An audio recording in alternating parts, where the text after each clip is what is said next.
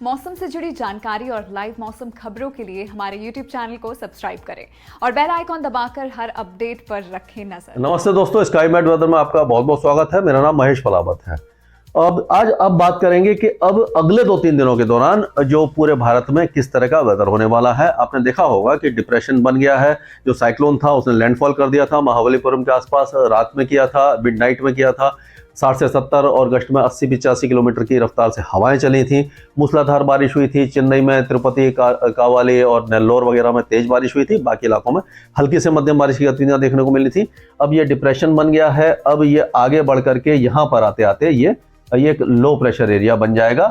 ये आज रात तक बन जाएगा और उसके बाद ये जो वेदर सिस्टम है और आगे बढ़ेगा और as a low pressure area यहाँ जाएगा और ये इस तरह से थोड़ा सा मूव कर सकता है और जो ऊपर की तरफ जाएगा तो यहाँ पर आकर साइक्लोनिक सर्कुलेशन या ट्रफ के रूप में कमजोर हो जाएगा। तो यानी कि अब ये इसमें जान नहीं बची है। जब ये बाहर जाएगा, इधर जाएगा, हालांकि मॉइस्चर इसको मिलेगा, लेकिन समुद्री सतह के तापमान जो अरब सागर में है वो साइक्लोजेनेसिस के लिए अनुकूल नहीं है। यानी कि जब भी समुद्र में कोई वेदर सिस्टम बनता है, लो प्रेशर एरिया बनता है, पहले क्या होता है, साइक्लोनिक सर्कुलेशन बनता है। यानी कि यहाँ पर या कहीं पर भी समुद्र में साइक्लोनिक सर्कुलेशन, घड़ी की उल्टी दिशा में हवाएं घूमती हैं और ये ऊपर की तरफ उठती हैं। जब हवाएं ऊपर की तरफ उठेंगी तो जो सरफेस है उस पर जो प्रेशर है वो कम हो जाता है और जब प्रेशर कम होता है तो वो लो प्रेशर एरिया बन जाता है। यानी कि साइक्लोनिक सर्कुलेशन हवा में होता है, क्योंकि हवाओं में होता है ये, और प्रेशर, लो प्रेशर जो होता है वो समुद्र में या सतह पे होता है, तो लो प्रेशर एरिया बन जाता है और हवाएं इसी तरह से घूमती रहती हैं। यानी कि एक तरह से चर्निंग टाइप होता है और ये जो प्रेशर है कम होता जाता है, हवाएं ऊपर उठती जाती है। तो प्रेशर जब बहुत ज्यादा कम हो जाता है तो वो वेलमार्क लो प्रेशर एरिया बन जाता है, डिप्रेशन बन जाता है।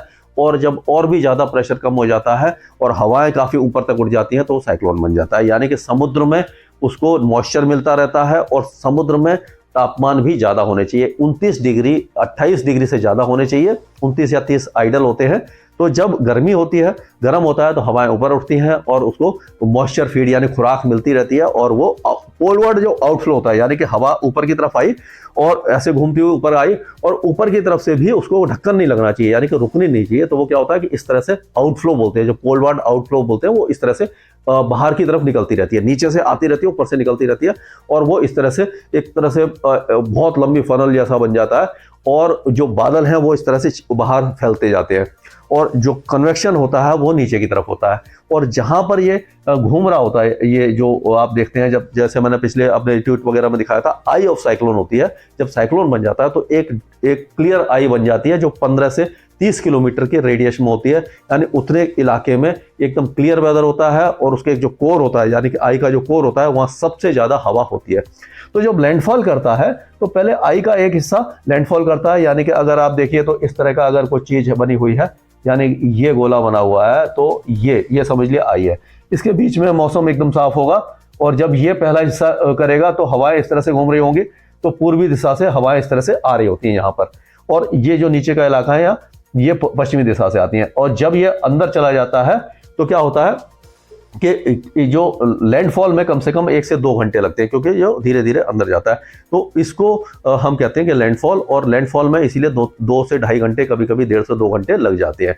तो अब क्या होता है कि ये जो वेदर सिस्टम जब अंदर आ जाता है, जैसे कि ये साइक्लोन अंदर आया और ये डिप्रेशन बन गया था, तो डिप्रेशन जब बना, वो क्यों बना, क्योंकि कमजोर हो गया और जो फीड था, मॉइस्चर फीड था, वो कम हो गया इसमें। और जब अगर मॉइस्चर नहीं मिलेगा तो बादल नहीं बनेंगे और बारिश नहीं होगी, तो इसीलिए ये कमजोर होता जाता है। और क्योंकि ये जो साउथ पेनिनसुला है, इसका जो लैंड एरिया है बहुत ज्यादा नहीं है, तो ये इसको बहुत ज्यादा मतलब कि मॉइस्चर पूरी तरह से कट ऑफ नहीं हो पाता और ये धीरे धीरे समुद्र में आ जाता है और यहाँ पर भी लो प्रेशर एरिया के रूप में पहुंचता है। यही सिस्टम अगर उड़ीसा या आंध्र प्रदेश में जाता है तो अंदर जाकर के ये यहाँ तक पहुंचते पहुंचते इसको मॉइस्चर मिलना बंद हो जाता है, नमी मिलनी बंद हो जाती है और बादल बनने बंद हो जाते हैं, तो ये कमजोर पड़ जाता है। तो साउथ पेनिनसुला और इसमें ये थोड़ा सा फर्क देखने को मिलता है। तो ये जो वेदर सिस्टम जब यहाँ पर जाएगा तो अभी जो बारिश हुई थी, आपने देखा कि अब जो बारिश की गतिविधियां हैं साउथ इंडिया, कर्नाटका, बेंगलुरु वगैरह, उसमें काफी ज्यादा बढ़ गई है। मैसूर वगैरह में मूसलाधार बारिश हो रही है।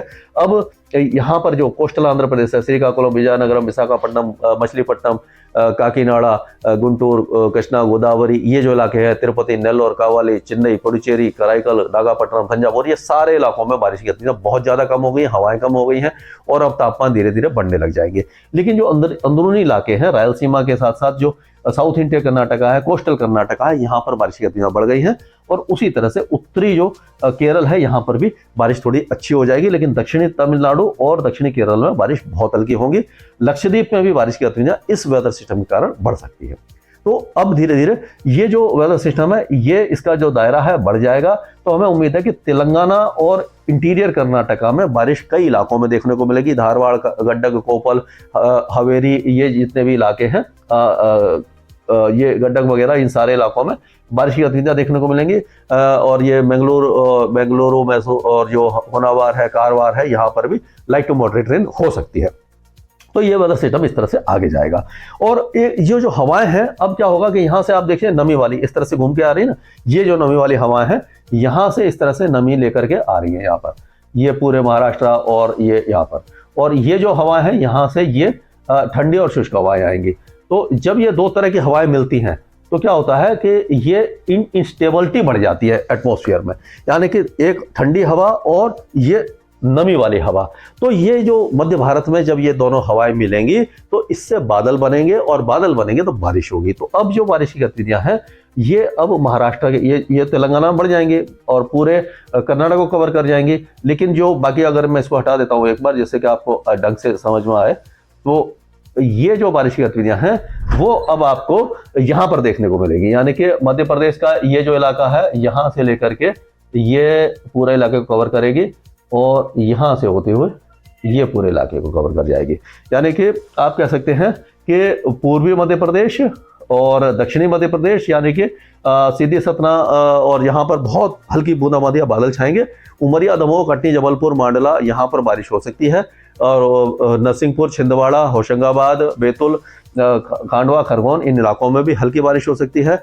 और उसी तरह से विदर्भ, मराठवाड़ा और साउथ मध्य महाराष्ट्र और साउथ कोकण गोवा में भी हल्की बारिश की गतिविधियां देखने को मिल सकती हैं। तो ये यहाँ पर वेदर एक्टिविटी होगी। मुंबई वगैरह में बहुत हल्की बारिश होगी, सांगली, सतारा, कोल्हापुर में थोड़ी अच्छी बारिश होगी।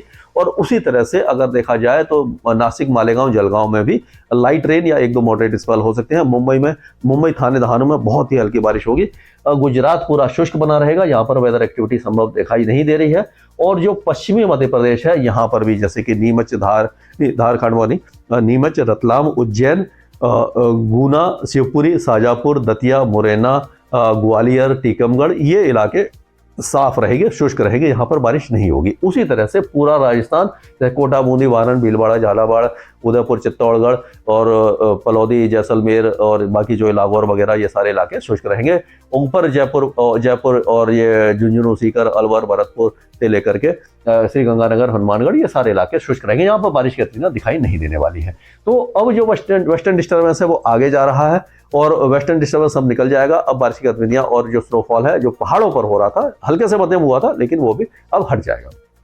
अब क्या होगा, ये उत्तरी हवाएं आना शुरू हो जाएंगी 12 तारीख से। 12 तारीख से क्या होगा कि यहाँ पे जो बर्फबारी हो चुकी है इस इलाके में, आपने देखा स्नोफॉल हुआ है, तो यहाँ से जो ठंडी हवाएं आएंगी ये यहाँ तक पहुंचेंगी। तो ये जो ठंडी हवाएं हैं 12 से 15 के बीच में एक बार टेम्परेचर को गिराएंगे। और हो सकता है कि दिल्ली में जो 8.3, 8.4 और 8 डिग्री के आसपास चल रहा है, और बाकी इलाकों में भी, चूरू में भी जो टेम्परेचर 6 डिग्री के आसपास पहुंच गया है, पहले 4 डिग्री 4 पॉइंट कुछ आ गया था, तो अब यहाँ पर भी तापमान एक बार फिर से बढ़ेंगे, वो घटेंगे और कड़ाके की सर्दी सुबह और रात में शुरू हो जाएगी। लेकिन अभी भी क्योंकि कोई भी ऐसा इंड्यूस साइक्लोनिक सर्कुलेशन उत्तर भारत में नहीं बना है जो बारिश दे पाए, इसीलिए जब तक उत्तर भारत में बारिश नहीं होगी तब तक हमें उम्मीद नहीं लग रही है कि यहाँ पर दिन में सर्दी बढ़ेगी। और कोहरा बहुत जरूरी है, दिन में सर्दी आने के लिए बारिश जरूरी है, तो वो अभी 15 या 16 दिसंबर तक हमें दिखाई नहीं दे रही है।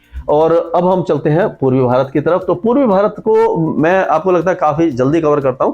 उसमें कारण क्या है कि पूर्वी भारत में कोई भी वेदर एक्टिविटी, क्या मध्य भारत में हो रही है, उत्तर भारत में कभी कभी हो जाती है, दक्षिण भारत में हो जाती है, लेकिन बदकिस्मती से जो पूर्वी उत्तर प्रदेश, बिहार, झारखंड, पश्चिम बंगाल और पूरे पूर्वोत्तर राज्य, यहाँ पर कोई भी मौसमी गतिविधि कई दिनों से नहीं हो रही है और आगे भी दिखाई नहीं दे रही है। यानी कि यहाँ का मौसम पूरी तरह शुष्क रहेगा और तापमान जो मिनिमम टेम्परेचर है वो कम रहेंगे, मैक्सिमम टेम्परेचर थोड़े से ज्यादा रहेंगे। त्रिपुरा वगैरह में घना कोहरा छाएगा, पूर्वी उत्तर प्रदेश में भी सुबह के समय, बिहार और पश्चिम बंगाल के कुछ इलाकों में सुबह के समय हल्का कोहरा या मध्यम कोहरा छा सकता है। और उसी तरह से अगर लखनऊ, कानपुर से लेकर के आगे की बात करें, प्रयागराज, वाराणसी, भदोही, जौनपुर, रायबरेली और जो गोरखपुर वगैरह ये सारे इलाके शुष्क रहेंगे। उसी तरह पटना, मुजफ्फरपुर, गया और रांची, धनबाद, जमशेदपुर ये सारे इलाके शुष्क रहेंगे। कलकत्ता, डायमंड हार्बर से लेकर के कलिम्पोंग, दार्जिलिंग यहाँ पर भी कोई वेदर एक्टिविटी नहीं होगी। उड़ीसा में भी गजपतिगंजम में हो सकता है थोड़ा बहुत ये बूंदाबांदी या जो बादल छाए जाए, लेकिन बाकी जो इलाके हैं जैसे कि पुरी हो गया, कोरडा हो गया और भुवनेश्वर वगैरह ये सारे इलाके शुष्क रहेंगे। और छत्तीसगढ़ के भी दक्षिणी इलाकों में यानी कि जो रायपुर से नीचे वाले इलाके हैं वहां पर हल्की बूंदाबांदी या थोड़ी बहुत बादल वगैरह छा जाए। उत्तरी इलाके यहाँ के भी शुष्क बने रहेंगे। यानी कुल मिलाकर के पूर्वी भारत और उत्तर पूर्वी भारत में कोई खास वेदर एक्टिविटी दिखाई नहीं दे रही है। इसके आगे जो भी अपडेट होगा लगातार मैं अपडेट देता रहूंगा स्काईमेट वेदर में। अभी के लिए इतना ही। मौसम से जुड़ी जानकारी और लाइव मौसम खबरों के लिए हमारे YouTube चैनल को सब्सक्राइब करें और बेल आइकॉन दबाकर हर अपडेट पर रखें नजर।